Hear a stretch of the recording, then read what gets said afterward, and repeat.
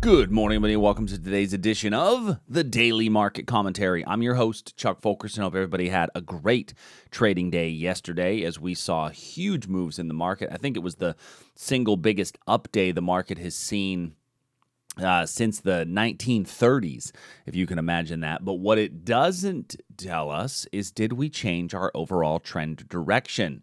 So we're going to look today at the trend direction and see what does that look like overall. If you're new to the channel, do me a favor, click the subscribe button, hit the notification bell so you get the alerts and the updates as they happen. And as always, make sure that you are sharing this channel with others so that they can know more about what it is we do.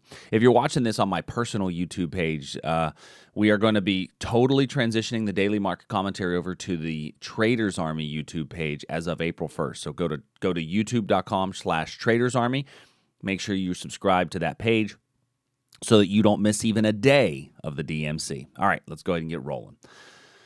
The ES this morning, we're up about 20 points. It's continuing to rally, which is less than 1%, which is probably the weakest overnight move I've seen in a while.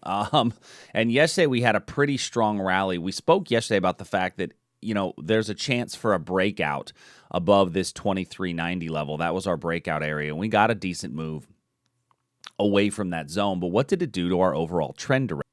Remember that the ES represents the S&P 500, which is our largest and most important of all the markets. And we're sitting right below this pivot area up here, which was our last swing high from Friday.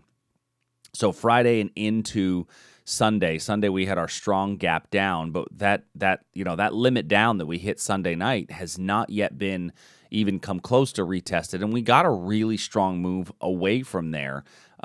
We've come back up to this 2,500 level, which is a whole round number, and we're seeing a bit of a pullback from that zone.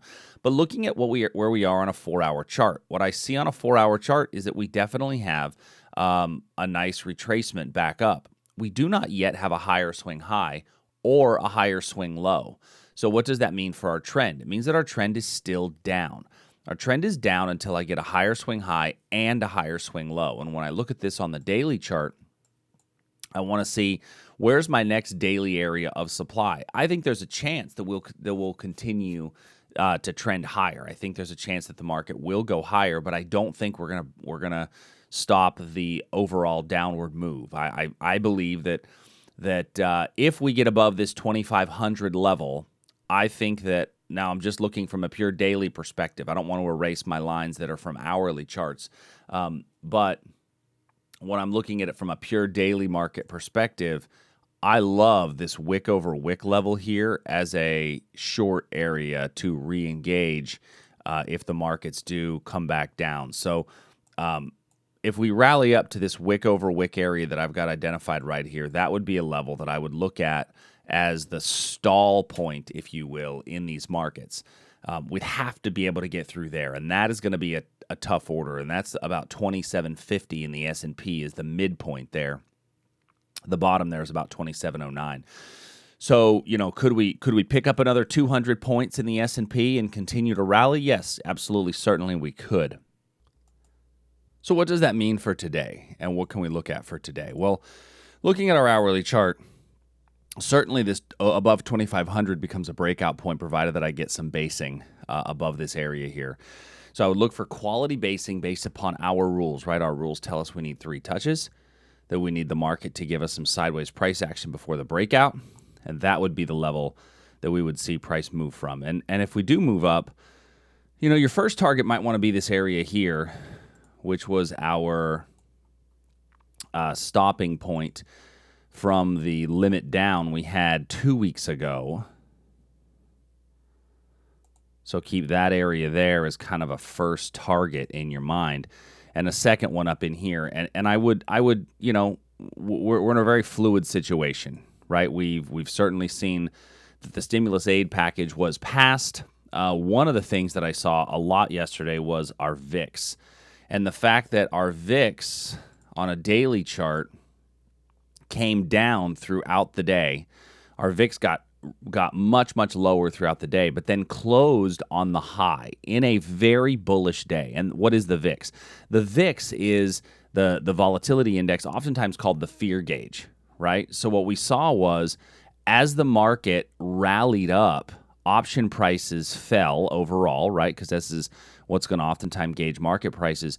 So as the market rallied up, option prices fell. But then as it continued to rally up, as the market continued to rally up, option prices continued to gain in value. And so I think that could be a couple things. One, it could be that the supply and the demand of the options continued to rise even though the price rose. And that means that the specialists out there, the market makers, were saying, listen, I don't feel like this is a sustainable rally. And that's my belief. My belief, and I spoke about this yesterday from the monthly perspective, is even if we get a rally up to here, now, mind you, a rally up to that level from our lows would be rallying about 25% up off the lows. And that's what we'll hear about, right, is that the market's up 25% off the lows. And had you just invested on Monday, then you are up 25% in a week. Well, that doesn't break our overall trend direction on the daily time period at all, provided that we don't put in a higher swing low. We need a higher swing high and a higher swing low in order to change our trend direction, and we're nowhere near that on the daily. And a matter of fact, the 4-hour, we're not there either. And so what I don't want people to do is to get lulled to sleep. And I know a lot of people who say, well, now should I start buying stocks today? If you've been in, then certainly I wouldn't necessarily get out because I think that you're probably holding on for the rest of that move. But if you've not been in, then I don't know that it makes sense to try to jump in before you see that move go. And I'm okay missing out on a move up to get long on a rally, to get long on a pullback. I'm okay missing that absolute bottom because I think what happens is we get so caught up on trying to pick the bottom that then we miss the opportunities when the market does give it to us. So that's why I talk about breakouts. And breakouts give me the opportunity to get in as we come back up into here, provided that I get the basing. So hopefully that makes sense to everybody. If you've got questions on that, please make sure you reach out to me, and I'll do my best to explain it in clear and more detail. But, just looking at volatility, when I started this recording 7.5 minutes ago, the markets were up 20. We're now back to flat, right? So the volatility is real and something for us to definitely make sure that we understand. All right, moving over to the Nasdaq. Nasdaq, same picture we spoke about yesterday. We did get a bit of a retest into a demand area that we thought could show a good promise for a long, and it did get us a nice rally out of that level. So that demand area was a fairly strong zone. Looking on the pullback we're getting right now, when I look at this, we're coming into the area where we might see some strength. So keep an eye on this little area here for a bit of strength to see if we rally up out of there. If we don't rally up out of here, none of these lower demand areas are super strong, and so I don't know that I would be overly optimistic about them holding if we continue to kind of pull away. Next, crude oil. So yesterday we talked about this breakout level in crude. We got a fair amount of basing in front of this crude breakout level in the overnights. If you didn't get in on this thing, I think it's still a valid breakout area, provided the price comes back up into this region. If you are more inclined to look for something like this, you can. But if we get down to here, I think our downtrend really continues to take hold. And so, looking at this overall, I think that if we have basing, we've got a lot of potential breakout areas, really, is what when I look at crude, I think about a lot of different breakout areas. And so if we get basing in front of here, there's a breakout to the downside, and the basing above here, still we have the breakout to the upside. So that's kind of what I'm looking at in crude. Let's move over and talk about gold. So yesterday when we were looking at gold, we looked at the potential for a breakout above this 1671 level. Unfortunately, we didn't get the basing required in order to have a strong entry for that breakout. We got a huge move above it, but no basing to give us an entry into there. Now, I will say this. One of the things that we're seeing in gold is, I'm going to leave the second one up there, is a slowing of momentum.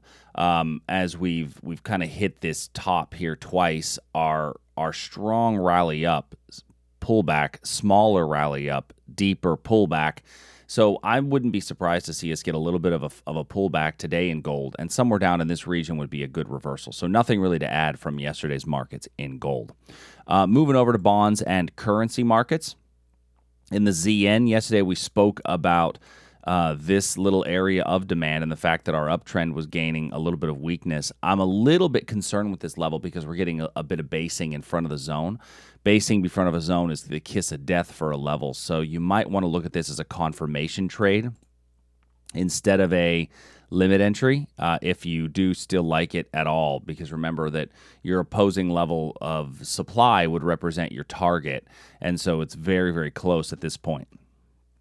So I'm going to leave it here because I still think it's valid. I think it's a pretty clean, pretty valid level after, with this big move up, but I would be a little bit cautious of that zone. Next, the Aussie. So looking at the Aussie, we had exactly what we look for in a breakout in the Aussie, as that one has hit and made a really nice move, came to our target area and gotten a little bit of a pullback from that zone. So if you should have hit target 1 already, and then if you got short on this area here, you're getting a nice little pullback on that piece. That would tell me then that my next area to get long would be a pullback into this region right in here at 59.86. So that one's moving nicely. If you've gotten that one, once we get to about this 60.12 area or 0.6, then I would say take a little bit off the table, maybe even move your stop to break even. In the euro, so the euro yesterday we were looking at this 15-minute level, and unfortunately on this one we came into the level, but 1, 2, 3, 4, 5, 6 candles later had gone nowhere. So the 6-candle rule, if you're playing the 6-candle rule in effect, you're out at about break even. Maybe you took a little bit more off the table off this spike, and then we just fell right through that zone. So that zone was unable to hold. So what am I looking at for today? Well, looking at my 4-hour chart, we are kind of flatlining a little bit, losing a little bit of steam. So I don't have anything new to add today to the euro until the market gives me a definitive movement one way or the other. Technically, our downtrend is still intact, but I want to wait and get some more definitive movement. Canadian dollar getting a little bit of a rally here in the Canadian dollar, but not a huge one as we've come up into this area of supply. We spoke yesterday about all those upper wicks and what all those upper wicks mean as far as weakness coming into there. So I think that we could still see prices break higher, but once again, like the other currencies, I'm just not going to do much on the Canadian dollar today as we're chopping sideways. Great British Pound, very similar picture as well. The difference in the pound versus the others is that we do have a pretty strong move up here. Looks a little bit more like the Aussie than the other two. So we're coming close to this area of supply, which I have highlighted up here, which is a pretty good time of day that it's set up. But I don't like the fact that we came close and are now pulling back. So now what I would do is look to this area here and get rid of the one above me. I think that makes a bit more sense, especially since the fact that on a 4-hour, we have gotten a slightly higher high, roughly the same swing lows, consolidation here kind of basing, but I think that if we get a pullback into this region, we may get a chance to get long. Japanese yen, like the rest of our currency markets, a lot of sideways. I will say this, that we are getting a lot of this price action here. So that's naturally going to be a bearish setup, as typically price would come down from this trade. Not always, but it's definitely the more common of the two setups. So I know I went through the currencies fairly quickly. It's because I spent a bit more time on equities. So if you want to learn a bit more and you have any questions, please, as always, send us an email, support@tradersarmy.com.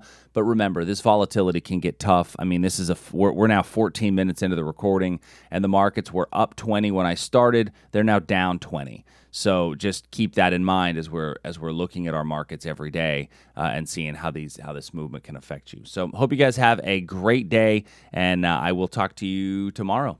Thanks. See ya.